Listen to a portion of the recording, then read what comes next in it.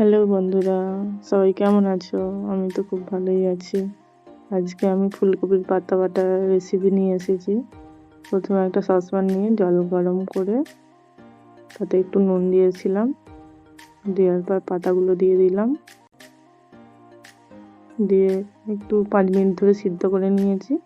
একটু নেড়ে ঘেঁটে নিলাম। এবার নামিয়ে ফেলবো।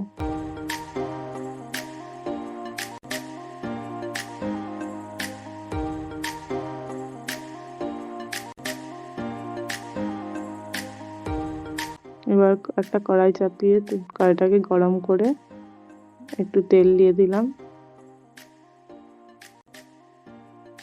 দেওয়ার পর অল্প পেঁয়াজ, দুটো কাঁচা লঙ্কা, কয়েক কোয়া রসুন দিয়ে হালকা ভেজে ফেলবো। তারপরে দিয়েছিলাম গোলমরিচ, কালো জিরে আর শুকনো লঙ্কা। এটাকেও একটু হালকা করে ভেজে নেব। তারপরে তুলে রাখছি মিক্সিতেই।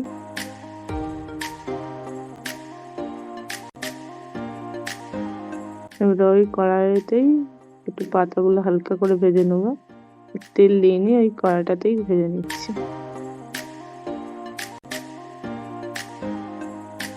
পাতাটাকে তুলে ঠান্ডা করে নেব একটু।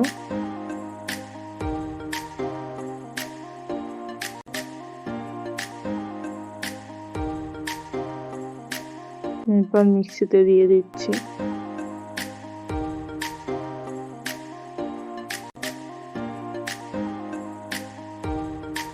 অল্প কটা চিনি দিয়েছি।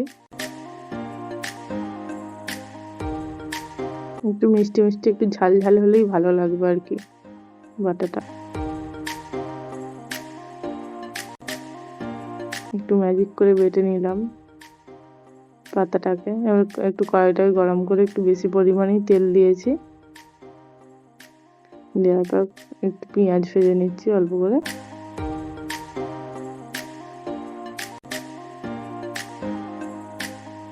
তুলে রেখে দিলাম।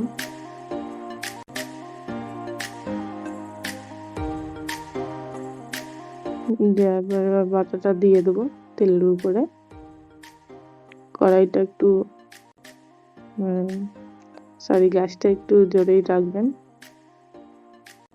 তবে ভালো তাড়াতাড়ি ভাজা হয়ে যাবে। এবার বাটাটার উপরে কিছুটা নুন, পরিমাণ মতন আর কি, পরিমাণ মতন নুন হলুদ দিয়ে দেবো। দেখুন বন্ধুরা, নুনটা কিন্তু সাদা জায়গাটায় দিয়ে দিয়েছি। আবার ক্লিপ নিয়ে নিই, ভিডিও ক্লিপ নিয়ে নিই বলে আবার নুন দিলাম, একটু হলুদ দিয়েছি একটু। নেড়ে নেড়ে ভেজে নেব। কড়াই থেকে ছেড়ে যাবে, লেগে যাবে না, তাহলেই ভাববেন যে হয়ে গেছে। তারপরে তো একটু অল্প করে তেল দিয়ে হালকা করে নেড়ে আর নামিয়ে নেব।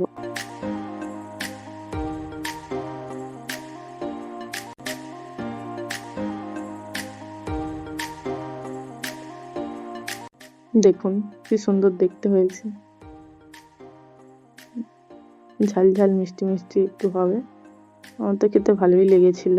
আপনারা একবার হলেও করে খাবেন। বাই বন্ধুরা।